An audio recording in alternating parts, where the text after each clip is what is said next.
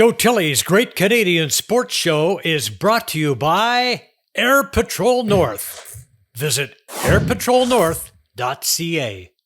He may have been the greatest hockey player to not play in the NHL.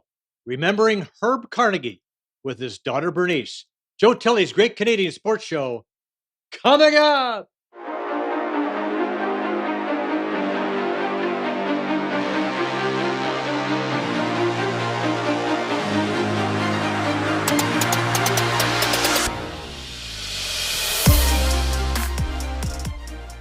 The subject of the program today hails from North York, three-time MVP of the Quebec Senior Hockey League, a star with the Quebec Aces, won the Lord Alexander Trophy, won 24 amateur golf titles, a two-time Canadian golf champion, co-author A Fly in a Pail of Milk, the Herb Carnegie Story, founder of the Future Aces program, Doctor of Laws from York University, member of numerous Hall of Fames, member of the Order of Ontario, member of the Order of Canada.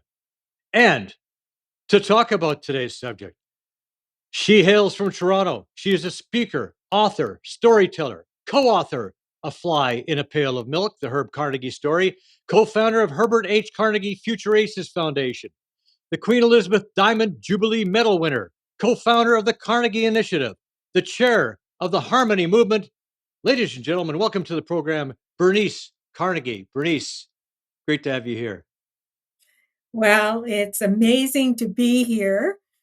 My favorite subject, my father, who just continues to be bigger than life. Well, and you know, it's so crazy. I think this is so serendipitous. You know, we were planning to do the story. We happen to have a mutual friend. We end up seeing each other in person on Saturday at Robbins, who throws good parties, by the way. And that was really, really, really nice to see you in person for sure. I mean, I had met you many years ago, but it was nice to see you again for sure. And I just finished reading the book. Okay, A Fly in a Pail of Milk, the Herb Carnegie Story. You know, the book that Herb wrote originally. And of course, you added some amazing chapters to it. An outstanding book. And to talk about Herb's story, I think we need to go back right to the beginning. And he was born to Jamaican immigrants who came to Canada in 1912. What do you remember about your grandparents? I was young, and my grandmother passed when I was just into my teenage years. They were kind, uh, quiet, didn't tell us much about their lives for sure. And so I have had the opportunity to go back and research a lot about them and found some very interesting things. I mean, my grandfather being an immigrant with a grade 4 education, a janitor with Toronto Hydro for his 42 years, and yet he was so smart as a business person. And he ended up buying property all over the city, from downtown Toronto at Blue Earn Avenue Road to Forest Hill, North Toronto, Montreal, New York, Jamaica.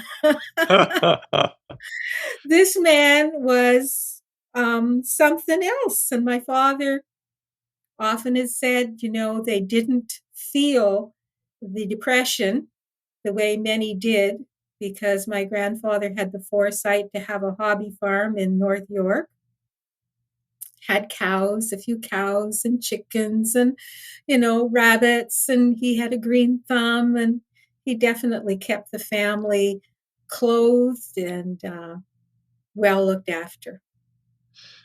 Very resourceful, it sounds like. I mean, there weren't a lot of opportunities for immigrants, particularly Black immigrants back in those days, and he was able to provide an excellent life for himself and his family. What lessons do you think he passed on to your dad? Well, he had 7 children and adopted 2 more eventually. And I think when I talk about my dad with my family, we feel like my father sucked up all the love. he he had a huge heart, and I know it came from the love that his parents gave him and the father that was there for his children, and just that feeling of knowing that there was comfort in the home and that they didn't have to worry. Love and comfort in the home can go a long way to producing some pretty great kids, and your dad was certainly one of those. But growing up in the Willowdale in the 20s and 30s, in the book, it talks about him having to deal with name calling and bullying and almost on a daily basis. How did he manage to get through that? Well, I wasn't around. Right. And my parents chose not to tell us about the racism they were experiencing throughout their lives. And we didn't learn about it until we were in our teenage years. And they did that for a reason. We discovered it was because they didn't want us growing up feeling like there was going to be a chip on our shoulder before we even got started, because we lived in an all white community. I was raised in the very same block that my father was raised when starting at 5 years old. My grandfather owned the whole block, and my dad bought property from his dad, $50 for that piece of property and the one beside it. That house is still standing, was built by my mother's family and my father, and it's now worth millions. Millions and millions of dollars now. And Right. I'm thinking about, why they kept that house. A lot of the others have been torn down and replaced, but that house had three walk-in closets and laundry room beside it. But you were asking about my father and the name calling, and I really should stick to the topic, but I get No, sidetracked. this is all good. It's all good. It's all good. And the name calling. Um, my father did have a penchant for fighting back. Didn't know that because he was always such a kind and loving person in our household. And so I learned when I read his book, because he wrote the first part in 1997, released it in 1997. And I didn't write the second part until his 100th, the anniversary of his 100th birthday. So I learned a lot. My father gave us a gift, and the gift was telling us stories that he didn't share with us when we were younger, and to understand how he felt when he was called names. And he obviously did not take it well. And what strikes me about reading that is that the principal chose to reprimand my father and not the students who were calling him names. He was banned from coming to school until 10 minutes before school started, but they didn't say anything to the kids who taunted my dad. So you kind of have to look at the system and you see that it was unfair. Whether you are Hmm. the victim, he's the victim, and he's the one who can't come to school because he's going to stick up for himself. I think, reading the book though, I think it seemed to me that fighting back was kind of what he taught you guys, and something that seemed to be the best solution. Did you find that? I didn't fight. I was raised in the No. very same community, in the very same block, and nothing had changed. It was still all my neighbors were white, all my schoolmates were white, and that's the way it was until I went to college. So I had 13 years of being different in my classes as my brother and sisters did. So I'm not aware that any of my siblings actually fought. But one of the things that we did become was stronger in our demeanor. I was at a party many years later, and I was sitting in a room where I didn't know anybody, and I was sitting quietly, and a gentleman came up and sat beside me, and he said, you seem to be fine. You're sitting here alone, but you seem to have an air of confidence with that. And I believe that was because that's the way it had to be back then. When things happened, we were alone. We didn't have anybody to help us. There were no agencies to go to. There was no PR system when you were working.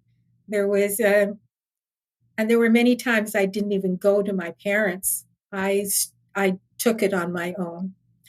So I was almost on the Martin Luther King March. Mm-hmm. I was a teenager, and I was seeing all the beatings and the dogs and the hosings and the fire that was happening to our people in the US. And I felt very connected to it because my mother's family was from the United States. And I knew the story of my great grandfather who was born into slavery and his story to freedom. And so I felt very touched by what was happening and felt I needed to do something. So I came downstairs. I'm all packed, ready to go. I'm going to show that I can stand up for the rights of those who didn't have any. And when I told my parents I was going on this march, they exploded. It was like the roof blew off the house. And my mother screaming at the top of her lungs that I'm not going, that I would get killed. And, they were definitely afraid. Now, that was a time when teenagers tended to listen to their parents a little bit more. Mm-hmm. And I didn't go. But it did cause some turmoil in me of how was I going to now deal with racism when it became a part of my life. And I made a decision that I would deal with it one person at a time and try to educate as best I could to help that person understand that maybe the way they were thinking or the comments that they had made to me were not appropriate, or they might be okay for me, but they may not be appropriate for another person who looked like me, who thought differently than I did. So I am grateful that my father wrote his book so that I could understand better things I didn't understand as a youngster. And knowing that my father and mother were so strong and cared so much that they wanted to provide a life for us that would empower us to be our better selves. And you also mentioned the book, calling people on it was good. Calling people on it worked out very well. And I've experienced that myself. Not, I don't know what it's like to be Black, of course, but I do know when when I'm in a situation where a social situation, whatever, and somebody says something that's inappropriate, I always feel better when I call somebody out on it. And I think that's one of the messages that I think was clear for me in the book, that was important. I want to talk to you about your dad's your dad's hockey career, because it's just kind of what really the sports angle here. But I know that you have a namesake. You were named after your aunt Bernice, and it turns out that she was the one who encouraged your dad to skate. Not that he needed much encouragement, but it seemed like she sort of got him skated, on the ponds of Willowdale. He really grew to love the game, didn't he? Well, my father said it was his first love. My mother came second, and golf came third. But my father was the youngest player on that hockey team. He was a year younger than all the other players. And I fortunately inherited articles that date back to the 1930s. And I'm reading some of these articles and I'm going, oh my gosh, the way the journalists spoke back then and were very detailed. you know, uh, I just have a whole new feeling about who my dad is. The part that of course, I would never have known if my family had not kept all of these articles. And so I've been reading them with a new view, just trying to sense who my father was. And one of the things that I have discovered, and I knew about him as an older man, but he clearly had a drive in him, a Hmm. sense of competition in everything that he did. And it showed up in every which way anything he touched, he worked at it. He had a work ethic that was so incredibly strong. Practice, practice, practice, practice, work harder, work harder, work harder, perfect it, perfect it, perfect it. And it didn't matter what he touched. That was how he approached his whole life. Yes, and I mentioned the fighting business, and really, once in a while he fought because he had to, but he was subjected to those racial taunts. And Coach Bob Crosby told him the answer is to put the red light on, and which he did, and he was very successful at putting the red light on, and that turned out to be the answer more than anything else, wasn't it? Absolutely. And it's now part of the logo of our new organization, the Carnegie Initiative for Acceptance in uh, and Inclusion in Hockey. Um, that putting the red light on. My father, I look at it as he was always scoring. He was not just scoring in hockey, he was scoring in every aspect of his life. And it's a real strong symbol for us that my father put the red light on. He got a chance to play with his brother Aussie, and Aussie was a pretty good player too. I understand, passing on his skates to your dad, and apparently he had to stuff the skates to make them fit Aussie's larger feet. But they eventually, here we go, formed a line: Aussie and your dad and Manny McIntyre, an all black line, the Black Aces. How good were they? I have articles about that too. They called them the Brown Bombers, the Dark Destroyers, the Ink Spots, the Dusky Raiders. They had all these Right. colorful titles for them. I know in this day and age, they might not always seem appropriate, but back then, it described three gentlemen who were very talented and who drew crowds in from all over because they were an anomaly. And people wanted to see these three men that um, hadn't shown up in white hockey before. So, it's kind of interesting to look back on that. And recently, I was going through some of the tapes that my father had recorded, and I found a tape where Manny McIntyre and my dad were being interviewed together. So, of course, I didn't know Manny. He was before my time, more or less. And to listen to him on the tape and to hear the explosion of of emotion in his voice as he's going, Herbie, Herbie, do you remember this? And do you remember when that happened? And do you, it kind of tickled me to think about the relationship that the three of them had that was so unique. And no one else experienced that. And Manny was a money guy, wasn't he? Didn't he? Isn't he the guy that negotiated the contracts? Like he was said, no, this is what you're paying Herbie. This is what you're paying Aussie. This is what you're paying me. This is the way it's going to be. And and they did, right?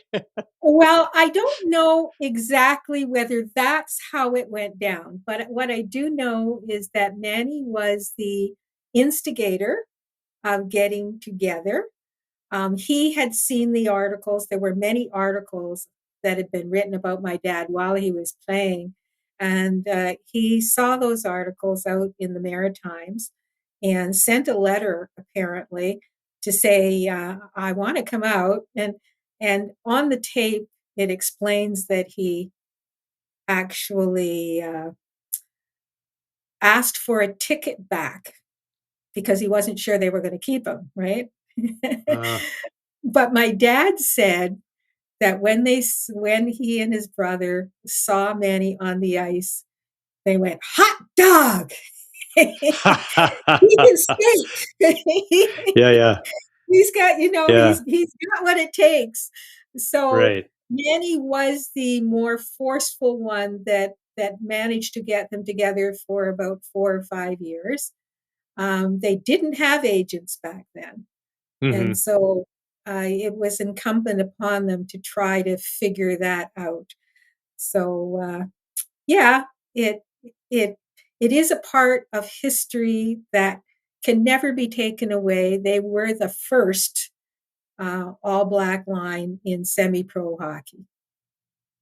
And it's you mentioned hot dog. When they said hot dog, it's like not what it means today. It means hot dog. This guy can play. All right, this is going to be fun. And of course it was. Uh, and your dad was the MVP for the Sherbrooke St. Francis Club 3 years in a row.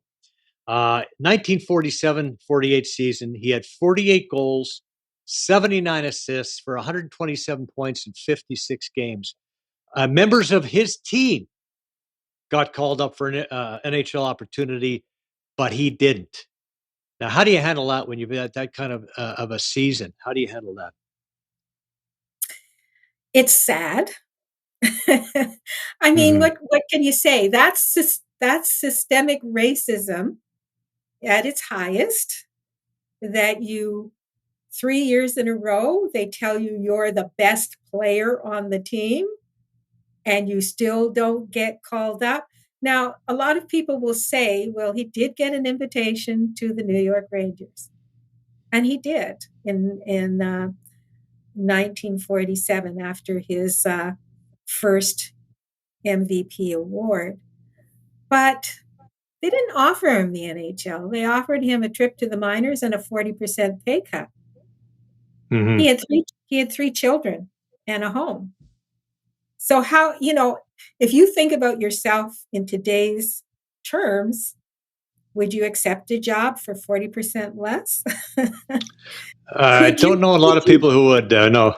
could you do it? That's the question. Could Yeah. you actually do it? Because even though, yes, the pay and the times, everything was cheaper in relativity to what you're earning, my father needed that money. And one of the good things about who my dad was is he was a very responsible. He was a very responsible person as a husband, as a father, as an employee. And he made the choice to look after his family. He did want to be in the NHL. There's no doubt about it. He talked about it many, many times. I want to be there. But under those circumstances, really? And it No. angers me. It has angered me for a long time when I hear some people saying, well, if he had just done that, maybe he would have made it into the NHL and maybe blah, blah, and maybe, and maybe, and maybe.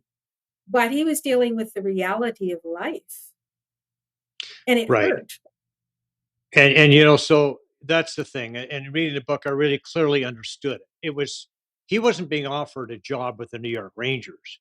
He was being offered a job not with their first farm team, their second farm team. And he's getting a 30% pay cut. And he's looking, I got to feed my family. Yeah, I want to play in the NHL. That's my dream, but I got to feed my family, and I can't do it on that kind of a salary. It was clearly something going on there, with the whole setup. Um, so he once heard from his coach Ed Waldy that lease coach or lease owner Conn Smythe had said that he would sign him immediately if he were white. And we have a clip of your dad reliving that moment, and it was very emotional. So let's watch that. I was good enough for the Leafs because according to Conn Smythe, I would take Carnegie tomorrow for the Maple Leafs if someone can turn them white. Now, I got that statement when I was 18. How would you feel? I feel awful. I can't forget it because he cut my knees off. He broke my legs.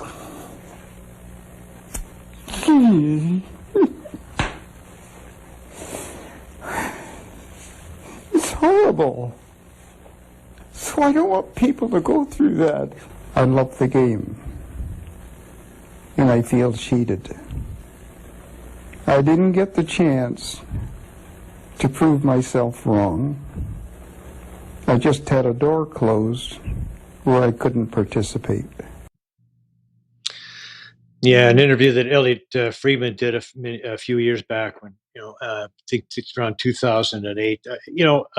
And famed referee, broadcaster Red Story later confirmed that a quote from Smythe saying that he would pay anyone $10,000 who could paint Herb white.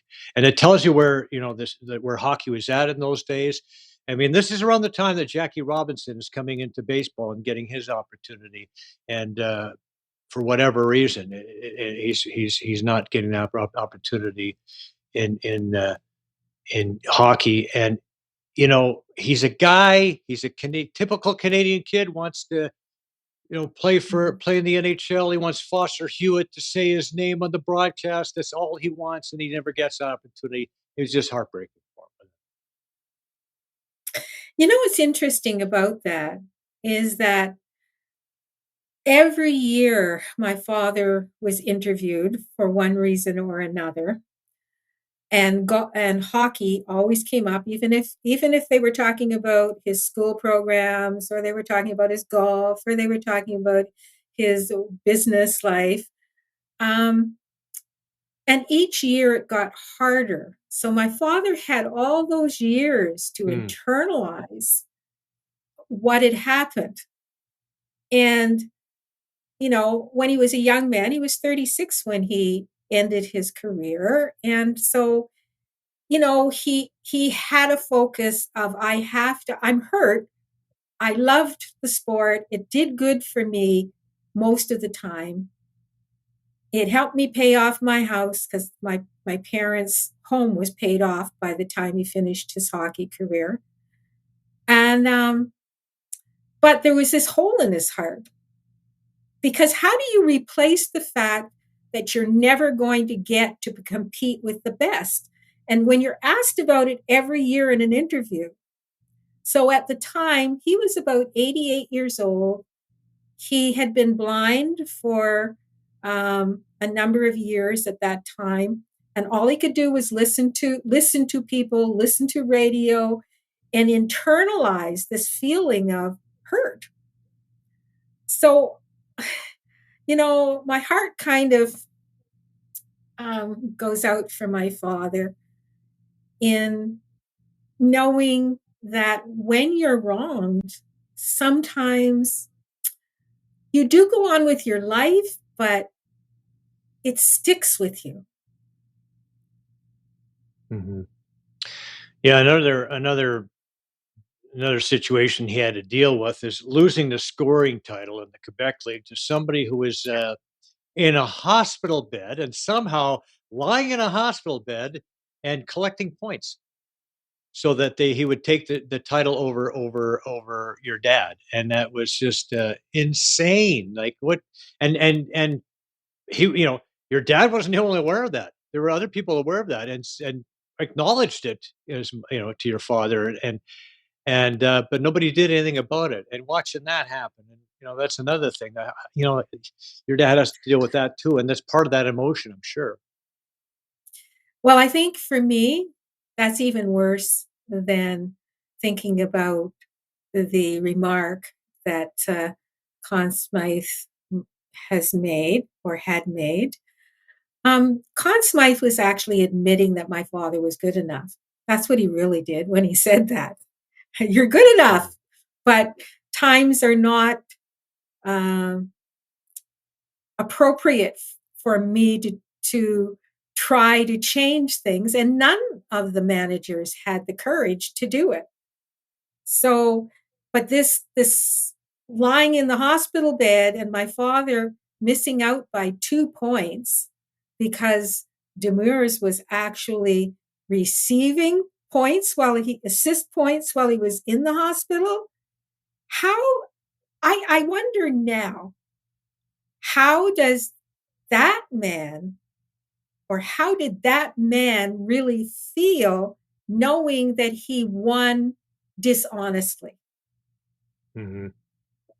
And yet everybody knew it and everybody let it go. And my father had to let it go too, because it appeared there was no one he could go to fight that.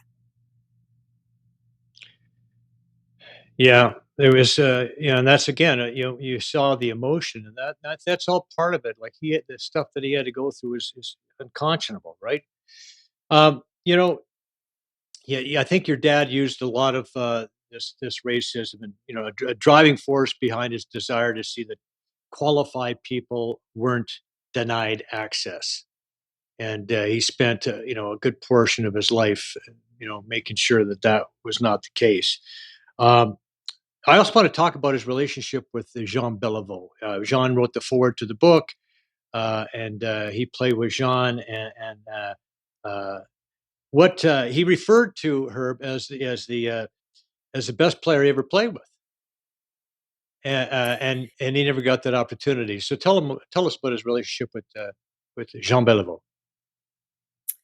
Well, Jean Beliveau and my father continued to have a relationship after hockey, and they would talk to each other at least once or twice a year.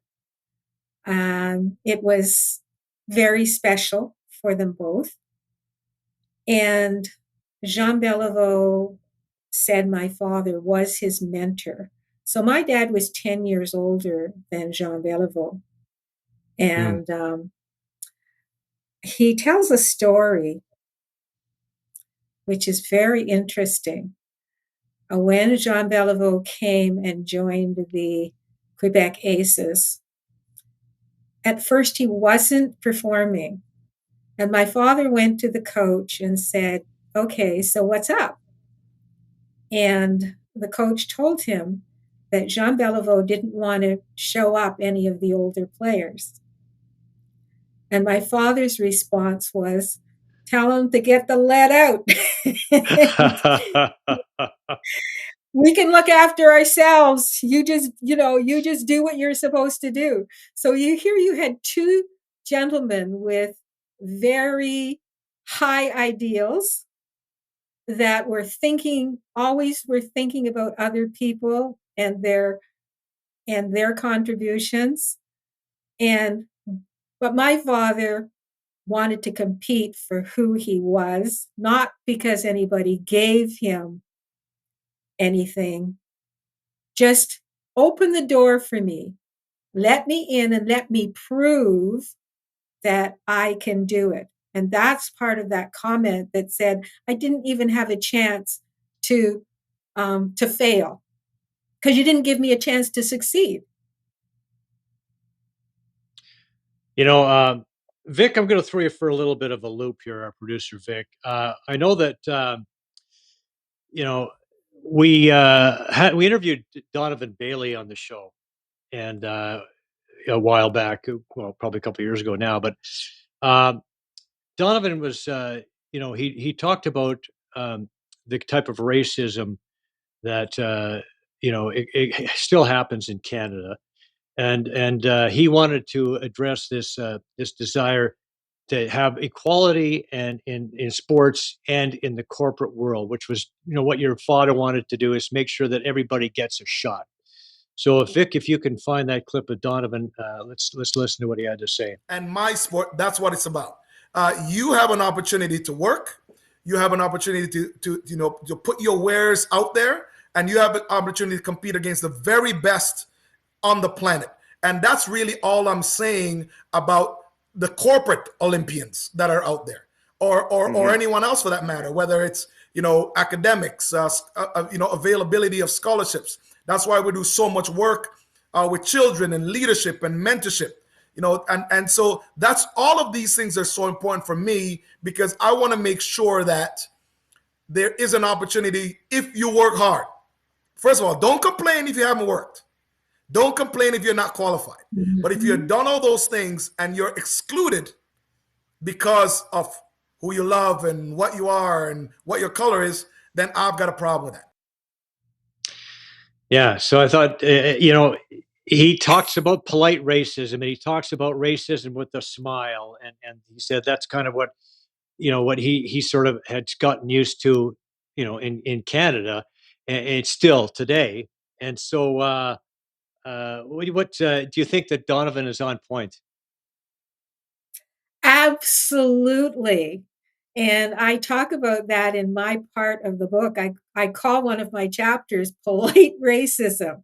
Yeah. I mean, it is the Canadian version of racism that we've experienced is interesting when we talk to other people from other countries who've experienced racism. Of course, in the US, it's more overt. If the person doesn't like you, because they're going to come right, most of the time, they'll come right out and tell you so. So you know where you stand. But in Canada, people can be nice to your face. Meanwhile, they're holding you back. They're presenting roadblocks and challenges that you might not have experienced. Now, my husband was from Jamaica, came over in the wave of the 60s. And it was interesting for me to learn that he was turned away from housing so many times. He said he finally got to the point where he said right on the phone, "I'm Black, tell me now before I get to the door." Right. And then you say, "Oh, it's taken," or "My husband wouldn't approve," or whatever. I didn't have to go through that because my parents were born here. And I'm going to use the word privileged. I don't very often. I hadn't thought of this until my brother brought it up to me a couple of years ago. And he said, "Do you realize we were a privileged Black family?" And I thought about it, and I'm going, like, what is that? What are you saying? What are you saying? Because you know what?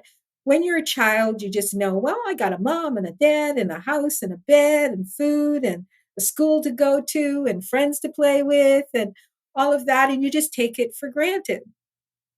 But we were in a custom built home that was nicer than most of the homes on our street. And our family owned property all over, although I wasn't really aware of it until later. And my father was kind of a celebrity because he had lots of things written about him. So, when he went to talk to people, they talked to him a little bit differently. And even now, when I say, "Oh, well, I'm Bernice Carnegie," "Well, are you related to Herb Carnegie?" The reaction is, "Wow," so I do recognize I stand on my father's history, on his shoulders. And it's so important to me to take that responsibility and play it forward and pay it forward, because I realize how fortunate I have been. It's not to say I haven't experienced racism, and I definitely have, and I spoke about it in the book. And I didn't always choose even the worst things, but just the fact that you had to behave or act differently. I was always on best behavior because I knew that the next person that white person talked to that was brown skin would judge that person on how they saw me. So you had a responsibility. You felt a responsibility, and yeah, and I think that's the way we should all think. Hey, to pay it forward and have responsibility for making sure that whoever meets the next one of us, whatever that means, that they'll have a positive reference, right? So going back to your dad's incredible life history in sports, he developed a very important coaching tool. Tell us about the magnetic board. Well, that's that's a board that happened before we had these whiteboards, and you can rub stuff out, doodle around them, and all of that. They didn't have that back in my father's day. So my father was an inventor. He was a forward thinker, and he created a magnetic board. And I can remember sitting on the living room rug and putting the magnets Yeah. in these men that he was using on the boards when he first got started with it. And yeah, it worked. And a number of the clubs, the pro clubs, actually purchased the board from him. It was a patent. I have the patent. I still Oh, have the patent.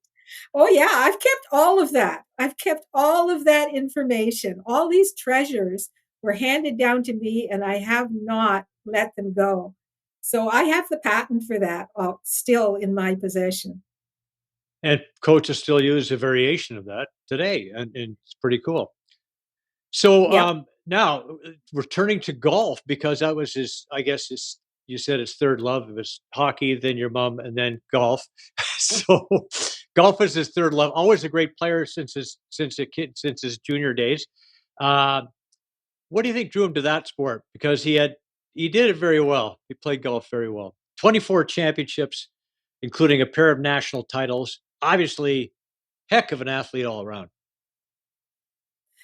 Yes. And he was learning golf at the very same time he was learning to play hockey. So my grandfather, as I said, owned that whole block, and they would hit golf balls back and forth in the fields. So they would burn down the weeds in the fields in the summertime, and he and his brother would hit golf balls back and forth. And to make money, my father started caddying at Thornhill Golf Club. He was maybe 11 or 12ish, something like that, and he would hitchhike his way up Yonge Street to get to the course. 9 miles. And because, yeah. So Yeah. and he'd come back with his 50 cents or buck or whatever it was. And yeah, he won his first major tournament when he was 14. He was playing in a tournament for teenagers in North York. The other teenagers were 16, 17, and 18, and he was 14, and he won. Wow. So that was the beginning of the taste of victory for him. And yeah, when he ended up becoming a businessman with Investors Group. He was the first Black man that they had ever chosen to work as a consultant. My father set a record of 23 years in a row making millionaire status. And he claims he worked really hard in the wintertime so he could golf in the summer. Well, golf and business go hand in hand, as you know. I mean, there are some connections you can make on the golf course, no doubt about that. And I'm sure he made good use of that. Yeah, as you said, 23 straight years, the Millionaires Club of Investors. He's in the Investors Group Hall of Fame. Has a couple of awards named after him. And then of course, you followed him into the business as well. What kind of challenges did you face entering the business world? It was an interesting time for me. It was a rebirth of my life. My marriage with my husband had ended. I had 3 children that I needed to support, and I had been a stay-at-home mom for 10 years. So my father had suggested that maybe I would be interested in that business. He had seen me do a part-time sales job as a stay-at-home mom, and I ended up winning trips all over the world. And he said, well, you obviously have a gift for being able to connect with people. And this is what you need to do in this business. Help them understand why it's important and where to put that money to help it to grow. And so I ended up going back and retraining myself. And I had choices about where I could start my career, but I chose to start it in the same office with my dad. And so there we were, Carnegie and Carnegie, desks side by side. And I was the only female consultant in that office for my first 3 years. Well, it must So have it been was, fun working with your dad, though, right? Was it fun working with your dad? was it fun working with my dad? That's a good question. Huh? I don't, I'm not sure I was ever fun for my father because I was the third child and the one that asked too many questions. I was respectful, but back then, it's do what I say because I said to do it. And I broke the mold over my older brother and sister. And my father was somebody that I worked with for 30 years, starting with the investment company and then going into our project of Future Aces. And I learned so much from him. I was the only person that could ever say no to him, however. I watched my father interact with so many different people, and it was always, yes, sir, we'll do this, yes, sir. And when it came to me and certain business things that happened, I'd go, no, Dad. And he didn't like it. He didn't like me saying no to him. But we had this great respect for each other. I think that was part of why he appreciated who I was, because he knew that I would speak my truth, and I wasn't just going to go along with him because that's what everybody else did. So I loved learning from my father.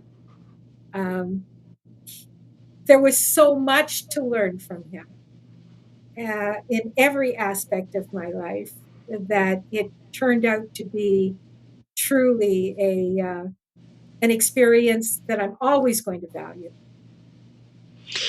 Well, we're going to get into the future aces in our next segment, but to close out this segment, we want to hear from your dad. Some final words from your dad. We need to work on our attitude so we don't close the doors on people. We want to open the doors for people and make our world a better place. Some wonderful words from your father, for sure. Okay, so this concludes the first part of our Herb Carnegie tribute with Bernice Carnegie. In our next show, you're gonna share your dad's story with the Maple Leafs.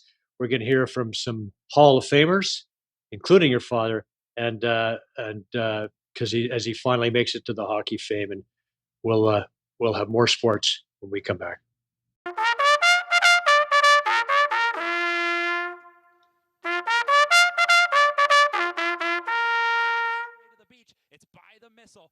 Woodbine. Well, last week I went out to Mohawk for a huge night of racing featuring the $615,000 Canadian Pacing Derby.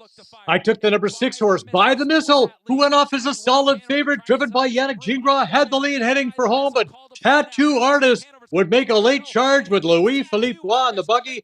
Let's get the call of the finish. Outside, By the Missile digs in. Tattoo Artist, they duel down to the wire. Tattoo Artist, second last year. This year he wins the Derby. 147-4.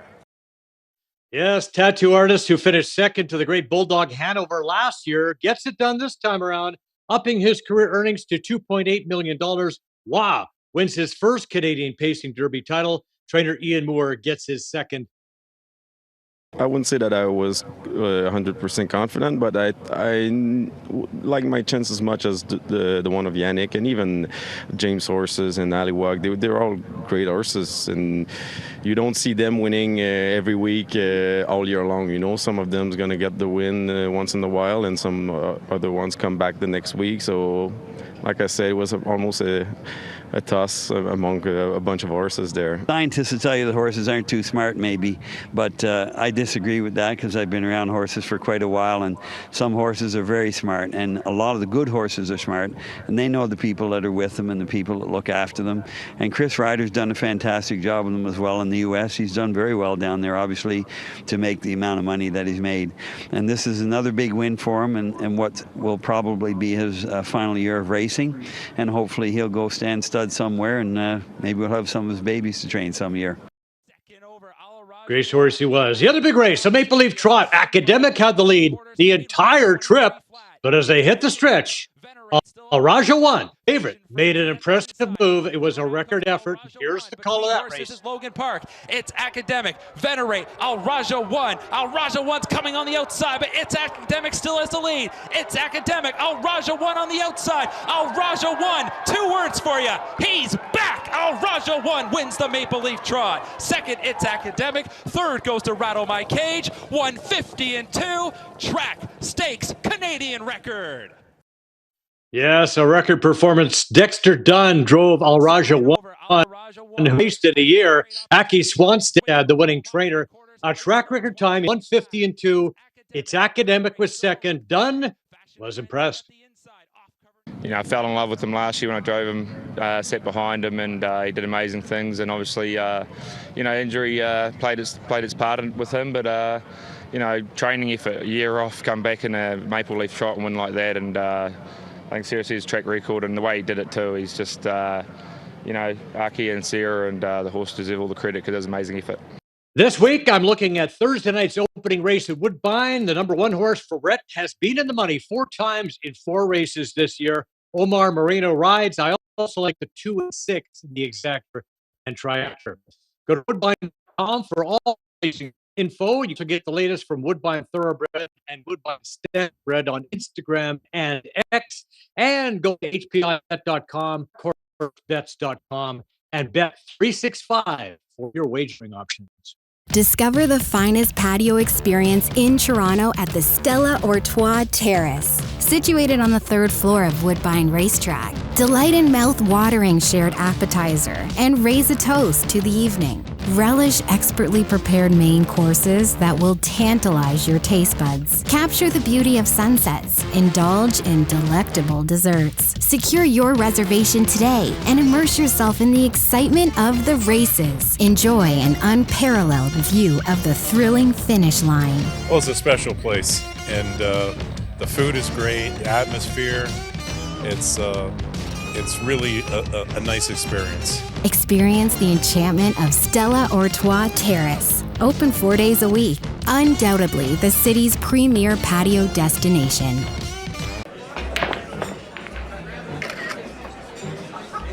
What's in the air is something we are all worried about. But how can you tell if a restaurant or bar is safe to breathe in? If you could actually see what's in the air, would you still go there? Introducing Air Patrol, making the invisible visible, ensuring public spaces are safer for everyone. Breathe safely. Attention security seekers. Ready to take control? Introducing Corporate Protection and Investigative Services, your ultimate solution. Retailers tired of losing profits to theft? Our retail loss prevention experts have you covered. Mobile patrol, close body protection, insured door persons, we've got your security needs covered from all angles. Background investigations and civil recovery programs, trust us for thorough solutions. Licensed by the Ministry of Solicitor General, fully insured and bonded.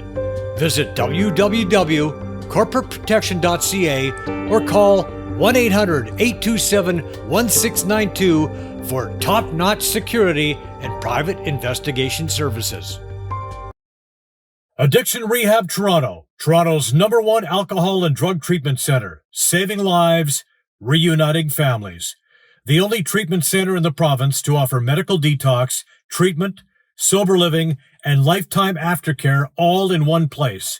Our unique and specialized programs are designed to equip our clients with the tools to successfully lead a life of dignity, respect, and purpose. Let us help save your life or your loved one's life.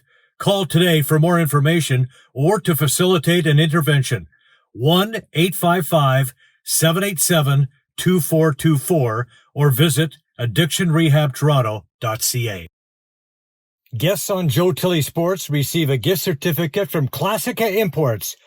Top of the line imported men's clothing. Check out the Classica Essential Collection now.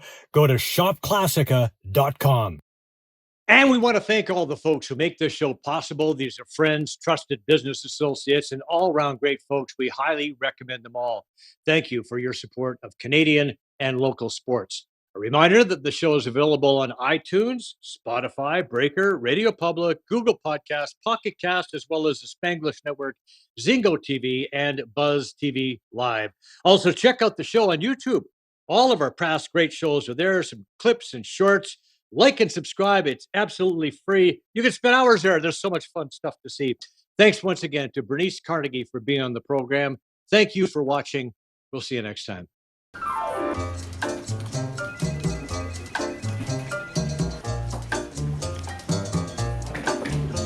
Air quality at work matters more than ever, but there's no way to tell if a space is safe to breathe in. If you could actually see what's in the air, would you even come to work? Introducing Air Patrol, making the invisible visible, ensuring workplaces are safer for everyone. Breathe safely. Brian Gribben Insurance Planning, helping you solidify your financial future. At BGIP, what we do that's unique in the marketplace is we show people how to spend and enjoy their money in the early years of retirement without the fear of running out. Also, we're able to do this without you having to change financial advisors. Please look us up at bgip.ca today. Let's book a 30-minute phone call to see how we can bring value to you and your family in your planning. Call Brian today for all your retirement needs. We did.